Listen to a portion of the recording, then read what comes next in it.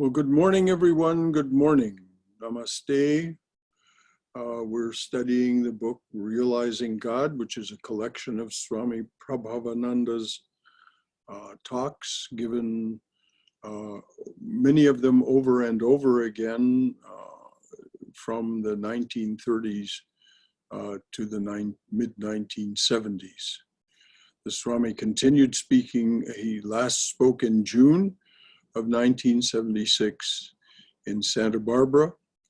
That was his last talk. And then he passed away. His Mahasamadhi was on July 4th, 1976.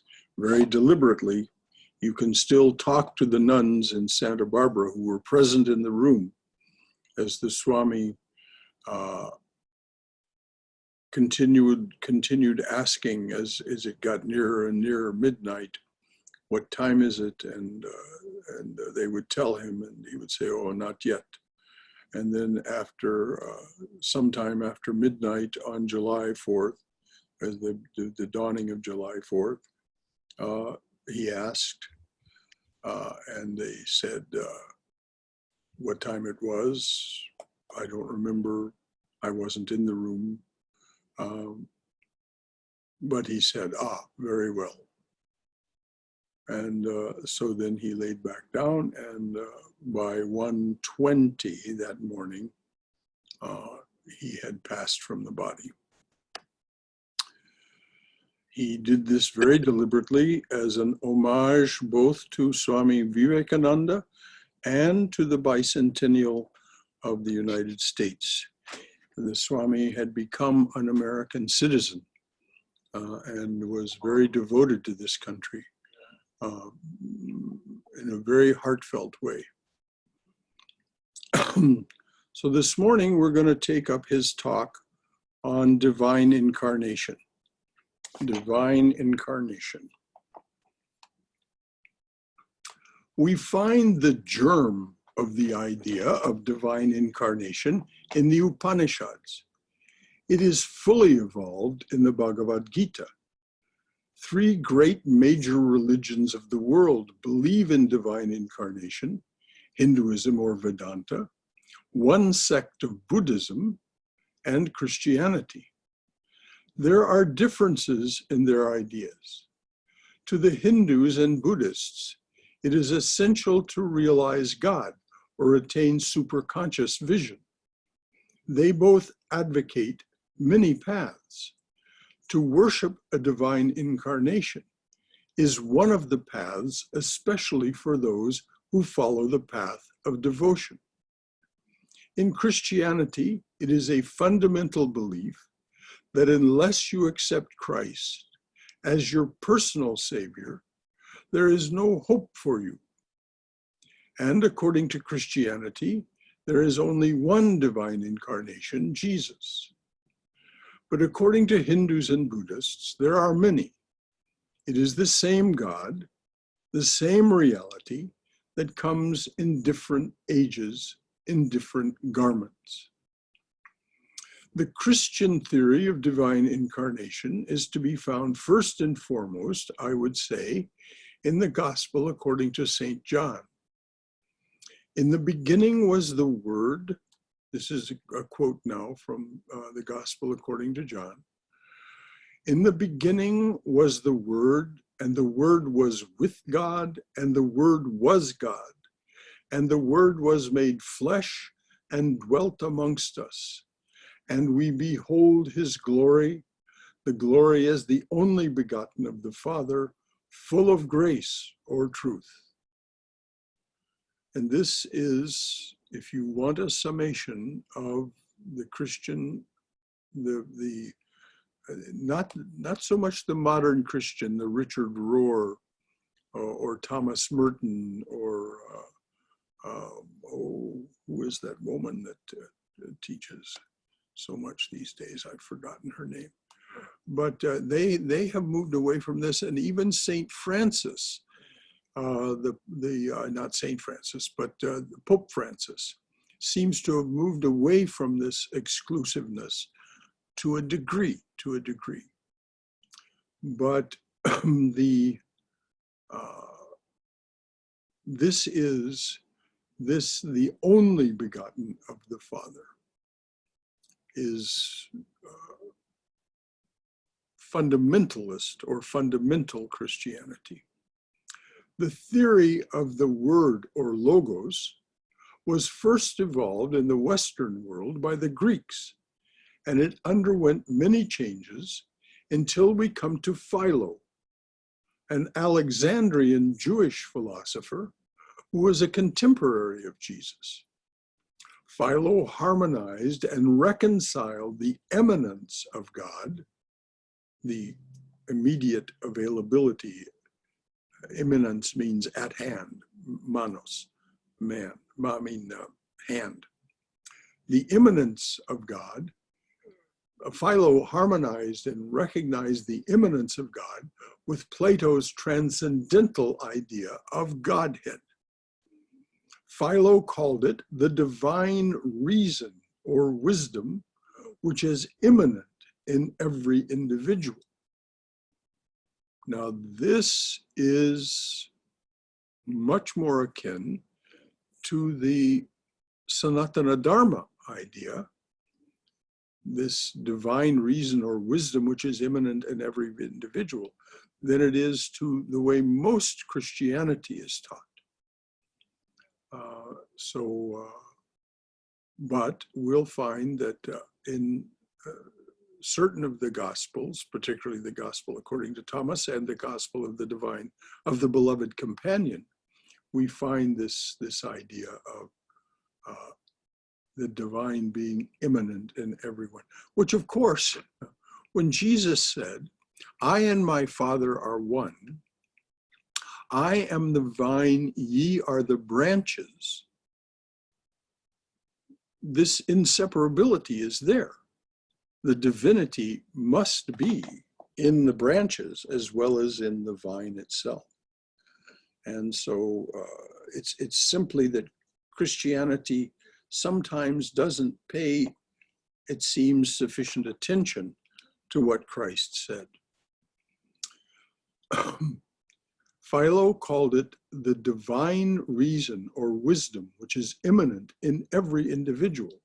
In other words, the logos or word as divine reason dwells in every human being. And if you read the Chandi, if you read the hymns of the Chandi, you will see that this is exactly what is said.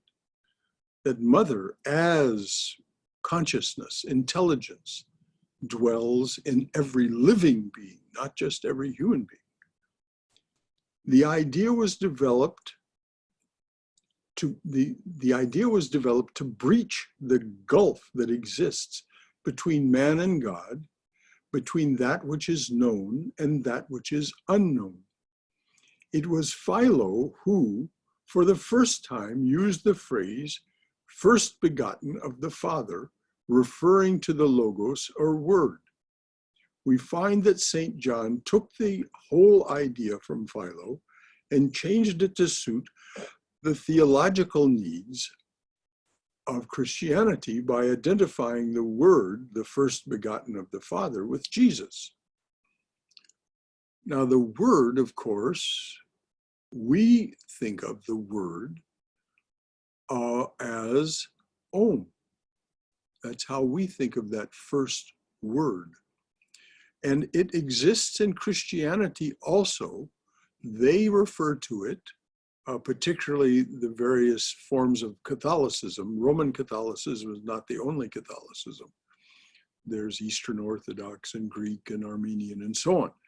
But this idea of this first sound, they refer to it as the sacred chord, C-H-O-R-D, meaning that it is made of more than one tone. As we understand they say Amen. So this is the first word. So St. John took the whole idea from Philo and changed it to suit the theological needs of Christianity by identifying the word, the first begotten of the Father with Jesus. We find this theory of the Logos or word evolved in India many centuries before the Greeks. In the Vedas, we find the identical sentence as we find in the Gospel according to St. John. In the beginning was the Creator God. Second to him was the Word. This word is identical with Brahman, with God. Again, according to the Hindus, this word is made flesh in every being. In other words, it is immanent. It dwells in every one of us. And with the help of the word, which they, the Indian sages, the rishis, which they say is Om, one can realize the ultimate truth. This is, of course, taught in the Upanishads, that you need nothing more than Om to realize the highest. Now, of course, that discipline is difficult for us in the modern time, which is why Sri Chaitanya and Sri Ramakrishna, and therefore Vivekananda, all taught chanting the name of the Lord and his glory, as Chaitanya's prayer starts, chant the name of the Lord and his glory unceasingly, that the mirror of the heart may be wiped clean and quenched that mighty forest fire, worldly lust raging furiously within. Holy Mother absolutely endorses and underlines this. She says, chanting the name of the Lord will make you pure as a star. But listen to Chaitanya's promise. Chant the name of the Lord and his glory unceasingly, that the mirror of the heart may be wiped clean and quench that mighty forest fire, worldly lust raging furiously within. In other words, the purification of the third spiritual level or chakra and the fourth, which having purified those two, then your consciousness can rise up to the higher levels.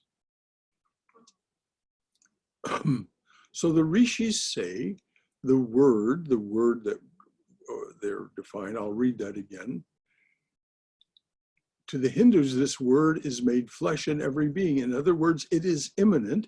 It dwells in every one of us. And with the help of the word, which they say is Om, one can realize the ultimate truth. This word is also known as the cosmic word.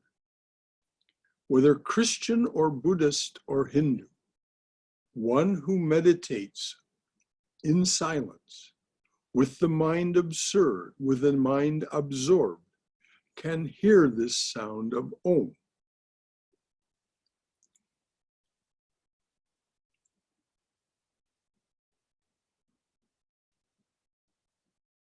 You may hear other things. You may hear flute, you may hear chimes, you may hear other sounds. I'm not talking about words and conversations, that kind of thing. But you may hear other sounds.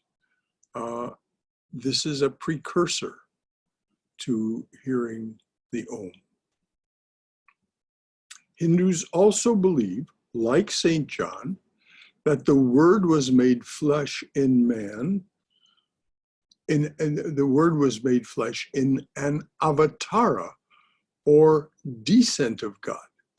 In other words, God coming from wherever the Godhead is thought to dwell. How great was thy sacrifice, says the evening hymn, freely choosing thy birth in this prison, our iron age, to unchain us and set us free. So this is the idea of the avatara, or descended God, a special manifestation of God as man, in order to show how to ascend toward Godhead. So by worshiping an avatara, a divine incarnation, in whom is to be found manifested this word, one can attain the supreme.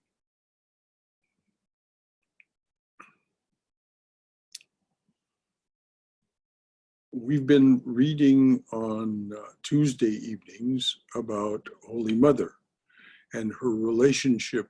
We've just been reading about her relationship with Girish Ghosh, one of the great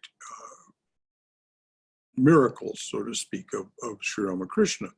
This complete reprobate, this rogue, this totally dissolute man, a titanic intelligence and talent, but completely dissipated.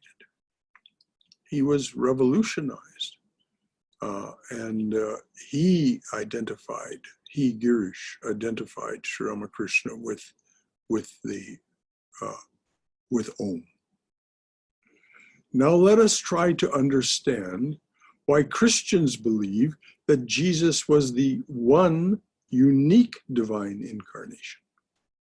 In support of their theory, a Christian theologian will quote the words of Jesus, "I am the way, the truth, and the life. No man cometh unto the Father but by me." But as we study the sayings of some of the other world teachers, we shall find identical claims. For instance, Sri Krishna, who lived before Christ, said, "I am the goal of the wise man, and I am the way. I am the end of the path, the witness, the Lord, the sustainer. I am the place of abode, the beginning, the friend, and the refuge. Fill your heart and mind with me, adore me, make all your acts and offerings to me, bow down to me in self-surrender. If you set your heart upon me thus, and take me for your ideal above all others, you will come unto my being."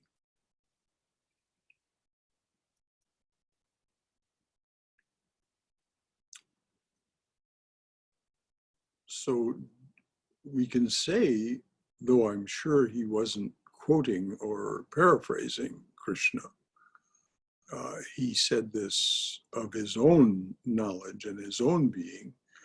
What Christ said was just kind of a summary of what Krishna was just quoted as saying. Buddha said, now, we have to understand, Buddha said he was not an avatar. But Sri Ramakrishna and Vivekananda say he was, and one of the largest portion of the Buddhists, those who follow Buddhism, say he is. We won't hear that from, I don't believe we'll hear that from Gareth Young tomorrow. I think Gareth still is part of that small boat, so-called Hinayana Buddhism that doesn't regard Buddha as an avatar. But here's what Buddha said, and you can just make up your own mind. What is it that you want to believe about this? Buddha said, "You are my children. I am your father," capital F. And that translation of capital F is not something that's interpolated. That's in the Pali canon, that it is a capital word in the Pali. Buddha said, "You are my children. I am your father. Through me, you have been released. Through me, you have been released from your sufferings. I myself have reached the other shore, help others to cross the stream. I myself, having attained salvation, am a savior of others. I comfort others and lead them to the place of refuge."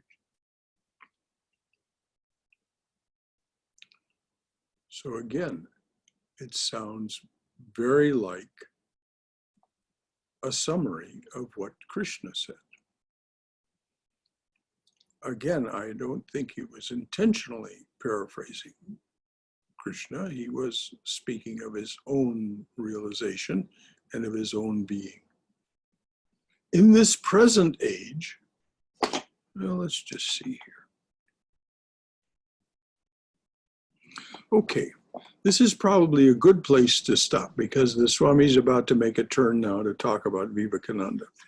Are there any questions or comments that you'd like to make about what we've read so far, about how this idea of incarnation came to be in the scriptures? As the Swami started by saying, he started the talk by saying that it first appears in germ form, the germ of the idea in the Upanishads, and then becomes fully developed in the Gita. And then he then quotes from both the Christian and the Buddhist scriptures, talking as well as the Gita. So any questions or comments or anything you'd just like to share about this is how we do this together. So anything you'd like to say or ask? Yes, please. I just did not understand this last sentence.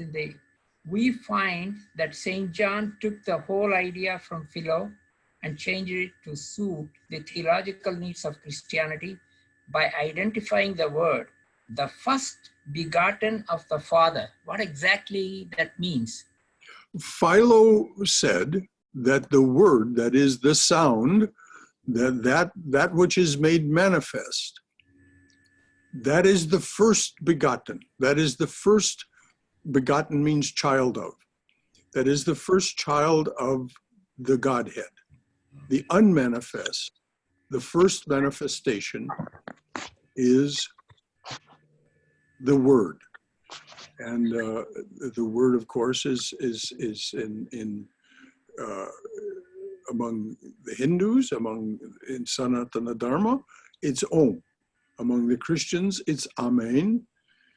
And according to Sanatana Dharma, it's made flesh in all of us. We're all a distillation of Om.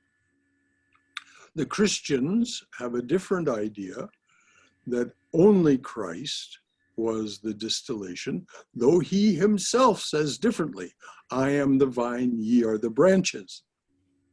So, and then he later speaks about the fruit of the branches and so on and so forth. So, you know, the theology that the Swami is speaking about is the theology of Christianity becoming a state religion of the Roman Empire under Constantine. And all of these decisions were made at the Council of Nicaea. I shouldn't say all the decisions, but the primary, the most important decisions about what and how what of Christianity was going to be included, the four Gospels, and so on, and the letters of St. Paul, and certain other things, Acts and all. But what the New Testament that we know is a product of Christianity becoming a state religion of the Roman Empire. And so that's what the Swami means by the theological needs of Christianity. Christ could be the only one. As you know, at the time that the Roman Empire was before Constantine and during the time of Constantine, there were thousands, just as there are in India, there are thousands of representations of the divine being, both divine feminine and divine masculine. As we know, under the Romans, this was systematically suppressed. And Christianity became the state religion, and Christ was the only one, not even Mary. It was heretical to worship Mary, the divine feminine. So only Christ could be worshiped. And as we know, this continued right on into the later centuries with the Inquisition and other theological excesses, you might say, of the successor to this state religion that was under the Roman Empire. The Catholic Church became the dominant religion, the religion of Europe, and the Roman Catholic Church. Not Eastern Europe, but which, as I say, there are other forms of Catholicism that split away from the Romans. Russian Orthodox, Eastern Orthodox, Armenian Orthodox, and so on. But the Roman Catholic Church became the religion of Western Europe. And so its needs were the theological needs that the Swami is speaking of. So did that answer the question, Bala? Yes, sir. Yes. Good. Okay. Thank you. Thank you. Anything else? Please. This is exactly what we're about. This is a class. This isn't just about reading and me talking. This is us studying the art of spirituality together. Brother Shankara, this is Haima. Yes, Haima. I had one time my granddaughter in Denver, she said to me, she calls me Nani. Nani, only God is, Jesus is the only God. I was challenged by the statement. I had to really think to answer to her. I had tough time. I said, he is God, but there are other gods in other religions, baby. It's, Jesus is God. I agree with you, 100%. No, she said, no, Nani. Jesus is the only God in the world. So I will be facing this later on. What would my answer be? How would I answer her? These are two little ones. They will be challenging me. How old is she? She's 8 years old. Another one is. It's too young to try to change her mind, dear. Just be yourself. Yes. Just be your sweet and radiant self. Yes. And she will come to wonder why you are how you are. Yeah. And then you can tell her, well, it's because this is the way I believe, and my beliefs lead me to act in this way. And but probably not. Don't have that conversation with her for at least another 5 years, till she's about 13 or 14. Girls mature earlier than boys, so you might even be able to have the conversation with her as early as age 12. But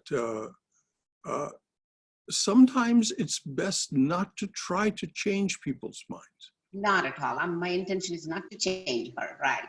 Well, as you say, you were challenged by this, but don't accept it as a challenge.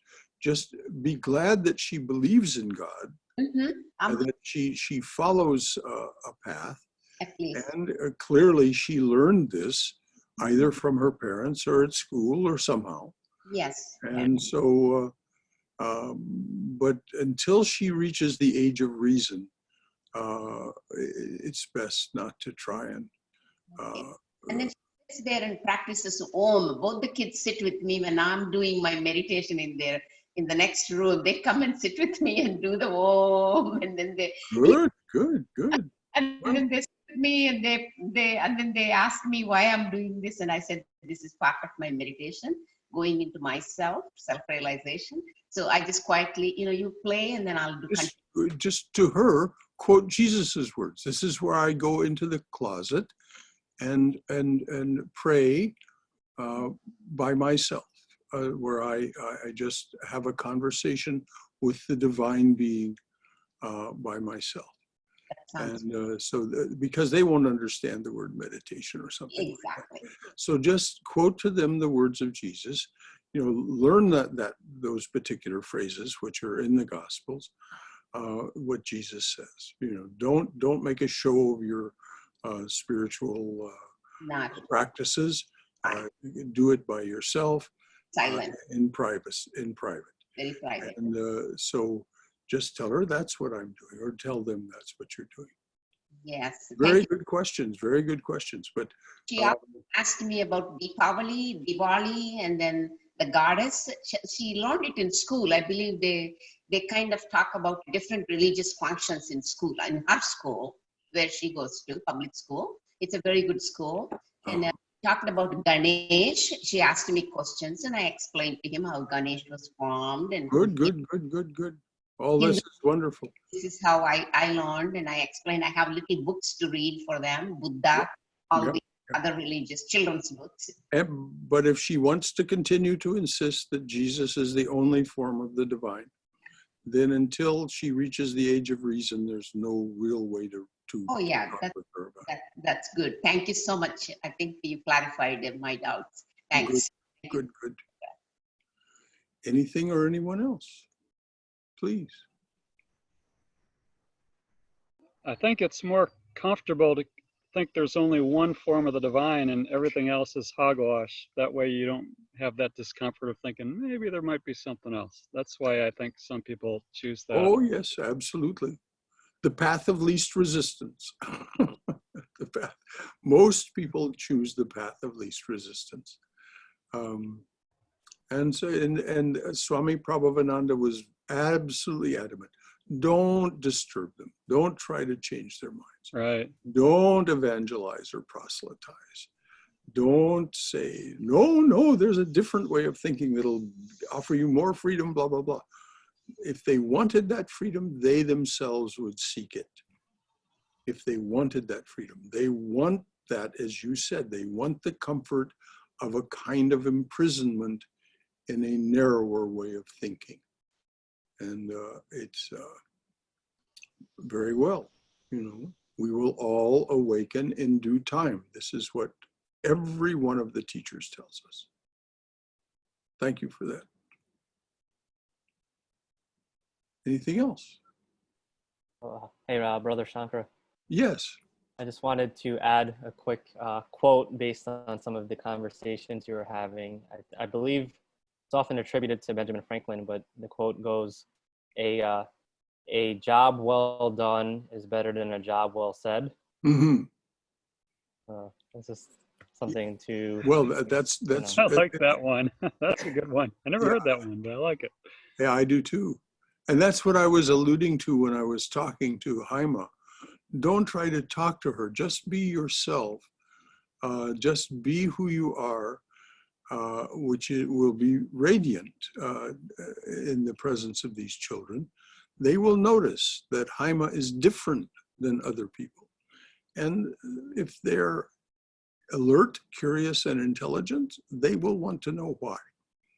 So this is where we have an opportunity to introduce people to other ideas when they notice that we're doing a job well done, not just well said. Thank you, Liam. That's very good. A job well done is better than a job well said. Sounds like Franklin, all right.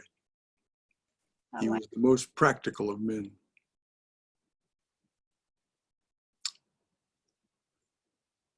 All right, if there's nothing else, then we'll read on.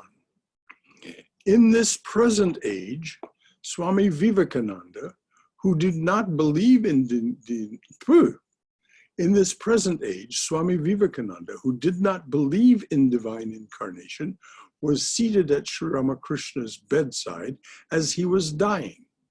Now, this is something that's so important for us to understand. Vivekananda, though he could sing all those hymns, he knew all those hymns and could sing them all and so on, and beautifully. It was a performance.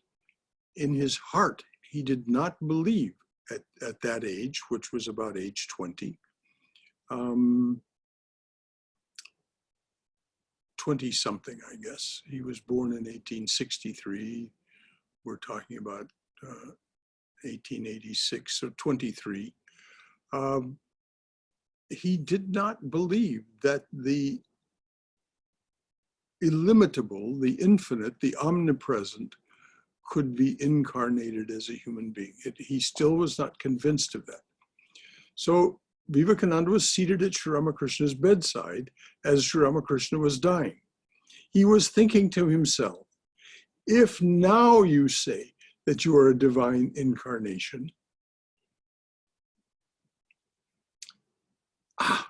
if now you say you are a divine incarnation, I'll believe you. Suddenly he heard the voice of Ramakrishna saying, Naren, still you have this disbelief? He who was Rama, he who was Krishna, is born in this body as Ramakrishna.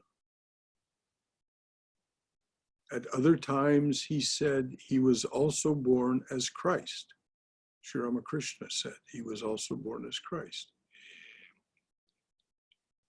Now, who was born as Rama? Who was born as Krishna? Vishnu. And it was Vishnu that appeared to Sri Ramakrishna's father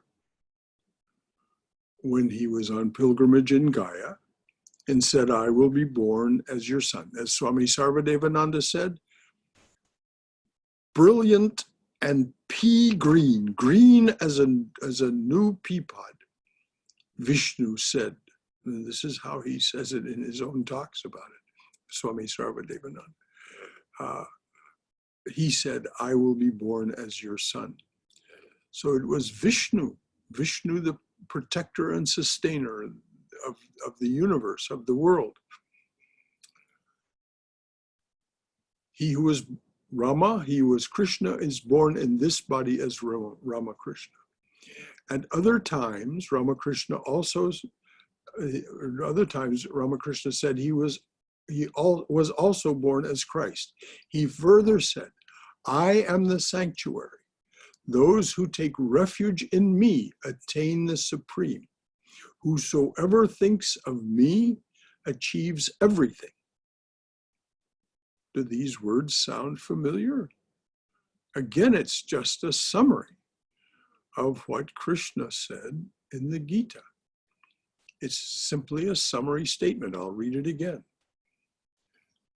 At other times, he said he was also born as Christ. He further said, I am the sanctuary. Those who take refuge in me attain the supreme. Whosoever thinks of me achieves everything. These are the direct words of Ramakrishna. Now, when Jesus or Krishna or Buddha or Ramakrishna used the word I or me, they did not use it in the sense of an individual being, but in the sense of I as one with the impersonal Brahman. I as one with the impersonal Brahman. As such, Hindus do not see any contradiction in their sayings, and there is no quarrel about them. Swami Vivekananda at one time said, you have a room in which Christ, Buddha, Krishna, Ramakrishna are all seated together, and they will embrace one another. But you have a Jewish rabbi, a Hindu priest, a Christian minister, and their followers will come out fighting. And therein we have the root of so much suffering and bloodshed. I'll read that again.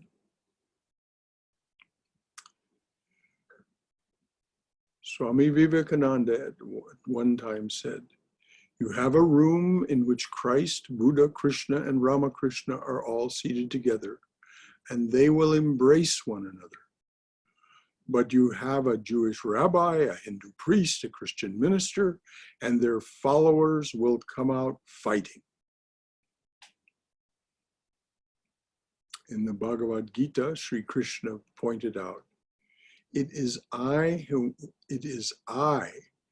who am born in many ages. The I, again, is not the personality of or physical form of Krishna. It is Brahman in the form of Vishnu. especially in this age, Ramakrishna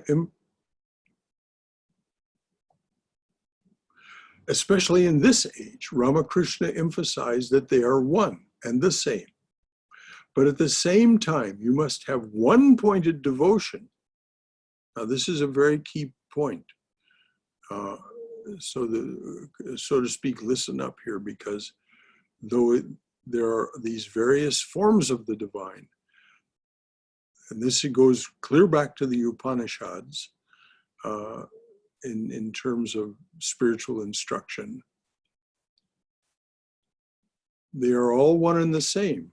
But at the same time, you must have one-pointed devotion to your chosen ideal. It does not mean that today you worship Christ, tomorrow you worship Ramakrishna. That will not do. When you accept Christ as your chosen ideal, in Christ you must learn to see Krishna, Buddha, Ramakrishna. And it is not that only in your particular chosen ideal is there the impersonal Brahman. The personal and impersonal are not separate. It is the same being, the same reality.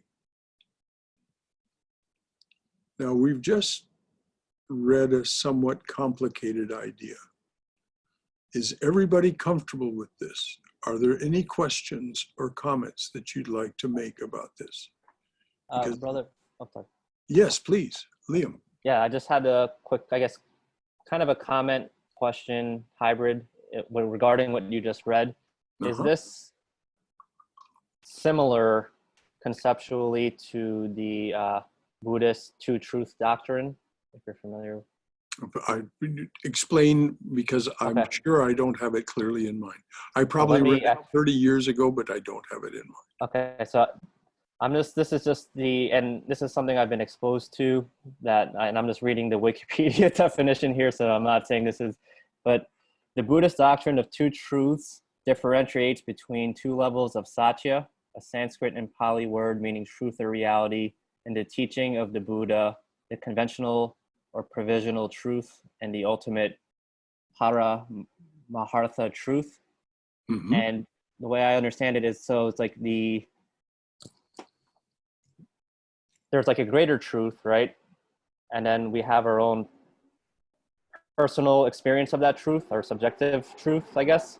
Precisely. And they're both truth. And I mean, that's my understanding of that doctrine. Very, very well said. Here's how Sri Ramakrishna put it. In the ocean of consciousness, which is infinite, changeless, in the ocean of consciousness, due to the love and devotion of the devotee, blocks of ice form. Of course, he was alluding to icebergs that form in the oceans of the world. Blocks of ice form. These are the forms of God, and they come as suitable to that devotee. This is why there are so many forms of God in India. God has appeared being infinite, as suited to so many different people over the millennia. You know, you have Balaji on the one hand, and you have Raghuvir on the other hand, and you have Shiva on another hand. You have all of these different forms. They are suited to us as human beings. But Ramakrishna says these blocks of ice, when the sun of knowledge, capital K, knowledge, the knowledge of the infinite ocean of consciousness, when that sun dawns, the images melt away. And so you are then in a state of realization of the one consciousness. So it's perfect what you said, Liam. These two truths are simultaneously equally true.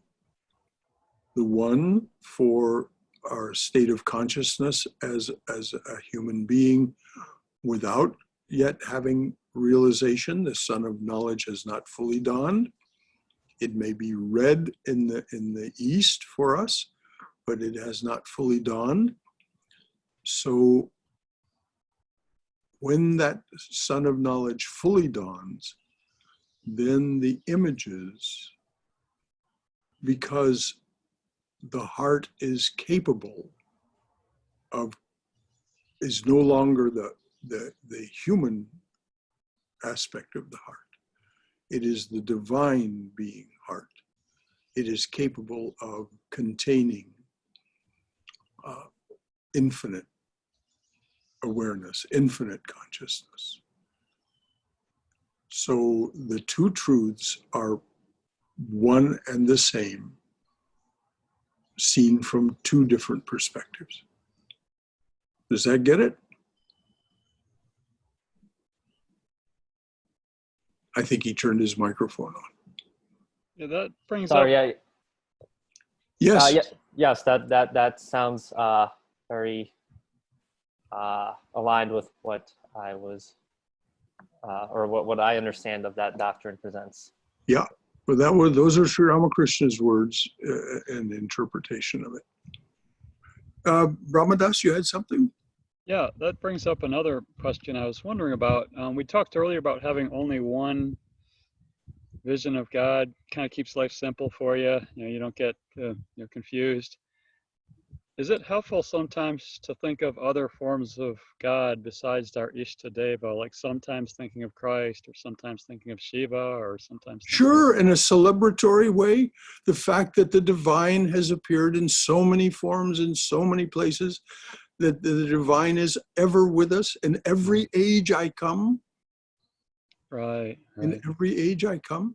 So when we celebrate that, when we sing a song about it, but your daily devotions, according to the scriptures that go back, one-pointed devotion. One-pointed devotion.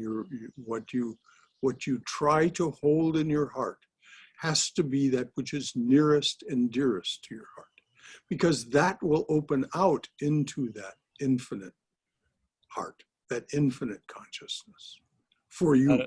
So during our meditation, we're saying that's when we focus on our Ishtadeva. Absolutely. Throughout the rest of the day. In your contemplation, you can definitely contemplate the wonder of divine incarnation and the fact that it is ever present right now. Sri Ramakrishna said, I am with you right now in my subtle body. I will remain in my subtle body for 200 years after passing out of my physical body. He passed out of his physical body in 1886. So he said, I will remain with you. This is why it says in the evening prayer, easy of access to us. He's easy of access to us because he's with us in his subtle form. And then he said, in 200 years, I'll take physical form again. And he specified where and what form and so on. But that can't matter too much to us right now because it's still only 2020. So, but Jesus said the same thing. Whenever two or more of you are gathered together in my name, I shall come among you and give you peace. Right. And I don't understand the subtle body too well. In his subtle body, does he hear us when we talk to him? Like if we're just walking around the house doing housework and say, oh, having a rough time or whatever. This Holy Mother says absolutely yes. Well, that is good. Not only he, but she also hears us. And she says, remember, when you are in distress, remember you have a mother. When you are in distress, remember you have a mother. Mm-hmm. So that you can just pour out your heart to her, because she's the one who has her fingers on the buttons and the levers, so to speak. she's the one in control of the gunas. When Krishna says he's in control of the gunas in the Gita, Swami Vivekananda said, well, yes, that's true, but we have to understand that Krishna is Mother's shadow. Mother's shadow. So there can't be the shadow without the reality. So there's no differentiation. So when we wish to speak to the divine, we can either say it out loud, and if you're alone, it's good to say it out loud, because you hear it then. Mm-hmm. You get that feedback loop of hearing what you're saying, right, which reinforces it. That's a psychological fact. But if you're with others, for example, you're in a meeting and somebody is giving you a hard time, and you appeal to the divine, you can do it mentally, you can do it silently. It will be heard. Mm-hmm. And we do, sometimes we do need to we actually in the middle of a meeting, we'll need to start saying our mantra, because, things are getting so, it's beyond our control. There's nothing for us to do about it, and yet it's very uncomfortable. So you have to do your best to manifest the divine in that moment, and try and see those other human beings that you're with as the divine. Practice the satyagraha, that they are the divine person, whether I can see it or sense it this moment or not. And the way for me to get closer to that frame of mind, that frame of reference, is to repeat my mantra. So without ignoring what's going on in the meeting, so that you're not accused of being negligent or not present, you just say it to yourself, and do a kind of a two-track thing. Be present, but saying your mantra at the same time. Actually, I find in meetings, if I mentally repeat my mantra, I'm actually more present in the meetings and more attentive to what the speaker is saying. I'm not thinking my own thoughts quite as much. That's beautifully observed, Brahmadas, and that is exactly the fact of representing the success of your practicing your mantra. That's exactly it, because you are able to concentrate better because you're practicing the mantra. Anything else? Brother Shankara? Yes, Swayam. So I just wanted to share something so this is like a trifold of the Holy Trio that I don't know if you can see. We bought it in Trabuco. So sometimes what I do is when I get really sort of agitated and hard to concentrate, I literally hold against my chest. Yes. Physically touch the pictures, and that seems to bring a certain degree of relief. What a wonderful insight you had, that there is an energy and radiance coming from those pictures.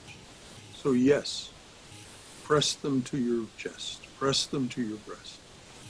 Yes, let that energy be as close to you as you can. And then visualize that energy in your heart, reaching your heart and expanding your heart, and actually visualize that radiance. The other question... We'll do next month. We're going to be doing bhakti, and I'll do a guided meditation. Okay. That directs itself to that. Okay. Yes. Anything more? Something? Yeah. More? Just a question about the Om. When you listen to people chanting, everybody has a different way. I mean, some say Om, some Om, and this sound has to come from the chest and that from the throat. It sounds also complicated, and the O has to be for this long and the O has to be for this long. Any guidance of that? No. Just do it however you like, dear. Just do it we're not going to be able to do anything but approximate the infinite, no matter how careful we are. So just don't fret about it. Don't fret about the fact that people do it differently. There's a perfect way to do it and a not perfect way to do it. You know, it's like Ramakrishna said, if you can't pronounce your father's name properly, will he not know that you are addressing him? You know, if you're a child and you can't say father and you say papa, father, fata, fata, so, you know, the father knows. So I guarantee you, dear, the Lord does not care one iota about how we pronounce Om. You just pronounce it however you like, and everybody's going to do it differently because they're unique. Does that answer it? Thank you, Brother Shankara. And be very happy that you even know how to do it, that you even think to do it. Just let that joy fill you that, oh, I know about Om. I know the power of Om. So, yes, Thank you. everybody will do it differently. Thank you so much.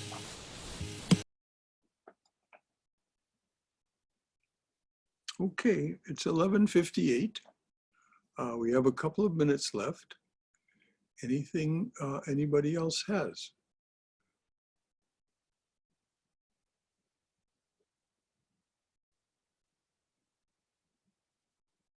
Well, I'll just read this last phrase that I read.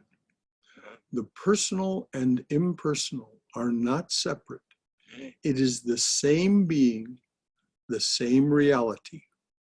And that's what Sri Ramakrishna was trying to say when he said that about the infinite ocean of consciousness and the blocks of ice that form in that infinite ocean of consciousness due to the cooling effect, as he said. What is cooling? Cooling is a slower vibration, one that's more accessible to us. So the cooling influence of the love and devotion of the devotee causes blocks of ice to form. Same water, different form. But now you have something that's accessible to you. And this is what will happen for you over the years as you practice. The divine will morph into a perfect reflection of the divine for you. And then, as Sri Ramakrishna said, when the sun of knowledge dawns, and the heat of that sun of knowledge, notice the heat and the cooling, no longer necessary to have that lower vibration. The blocks of ice melt away. And so there'll be nothing but radiance left in your heart. Nothing but radiance. And this is Savikalpa Samadhi. This is and devoutly to be wished. Blessed are the pure in heart, for they shall know God, for they shall see God. Still within the realm of duality, but it is the highest experience we can have within duality, the experience of God as just radiance. And somehow we're a part of that radiance. This is the experience.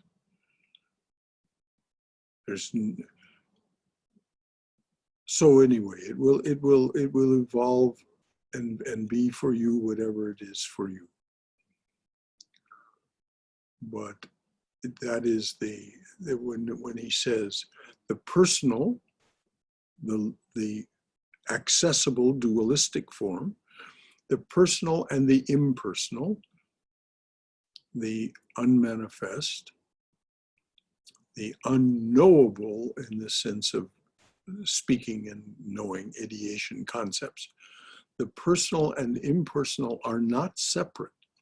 It is the same being, the same reality in two different forms. And to know this of your own experience is what Sri Ramakrishna calls vijnana, special knowledge.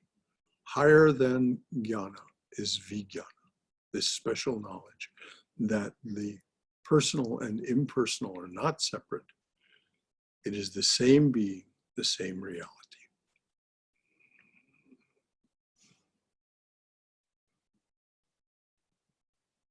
Any last thoughts or comments from anyone?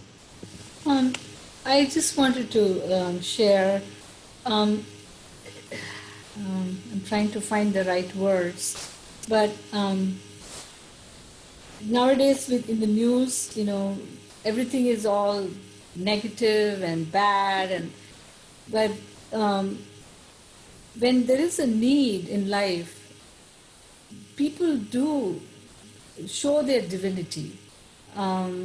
Like lately, some health reasons, I've been needing help of friends, and unbelievable outpouring of support, and it's really heartwarming.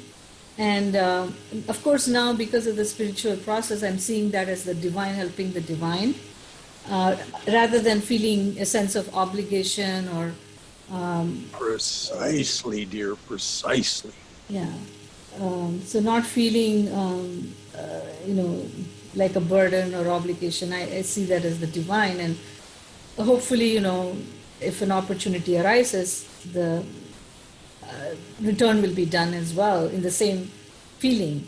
So there is a lot of goodness out in the world, and I think we do need to remember that sometimes. Yes, and even in the news, if you look around, you'll find some remarkable bits of good news. For example, Finland has completely done away with homelessness. They have made it so there is no such thing as homelessness. It doesn't mean that there are not people who would otherwise be homeless in Finland.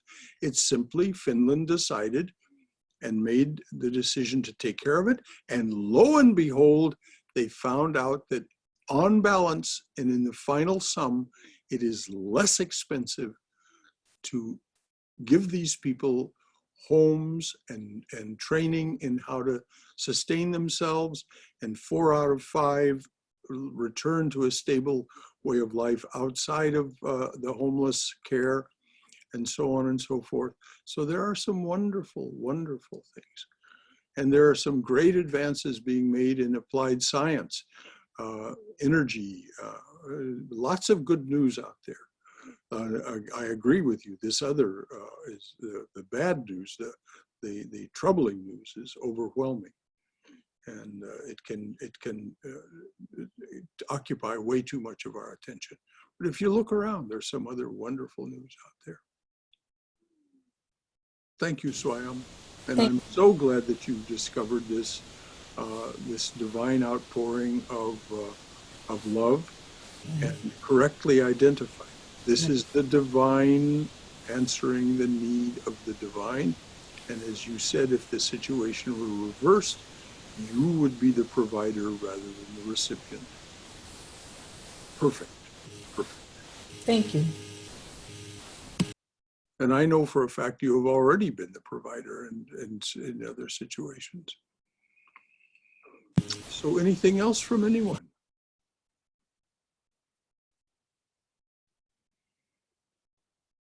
All right.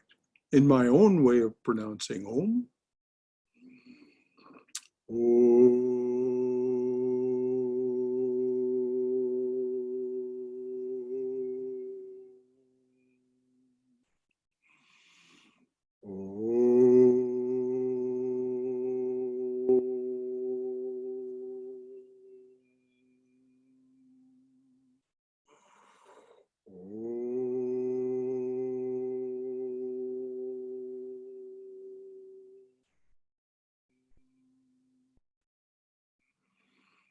Oh, dearly beloved, a flower at your feet for each one who comes to your open door.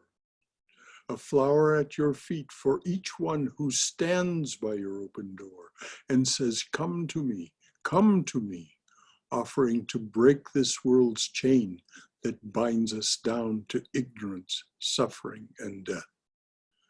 A flower at your feet for each one who takes the path that you have struck through this, your jungle world. Om, Amen. Shanti, Shanti, Shanti. Peace, peace, peace be unto us and to all joyous and suffering beings everywhere. So glad we were together this morning. This is always so sweet.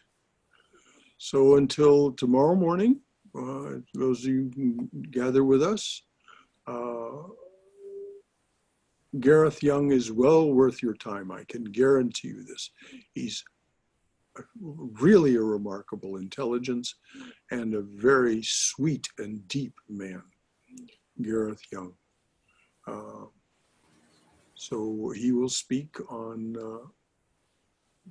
the meditation of mindfulness of the breath, part of the insight meditation tradition. And believe me, he's very experienced at this, and you'll gain a lot from what he says, if you can make it. So that's my little commercial for Gareth. That's my proselytization. Thank you. So until the next time we talk, so glad that you were with us. Any last thoughts from anyone? All right. So Thank you very much, brother. You're more than welcome, Peter. We'll end the meeting there. Jai Shri Guru Maharaj Ji Ki Jai, Durga Durga Durga. Go in Mother's loving and protective embrace. Until next time. Thank you. Thank you, Brother Shankara. Hari Om, Hari Om. Hari Om. Thank you.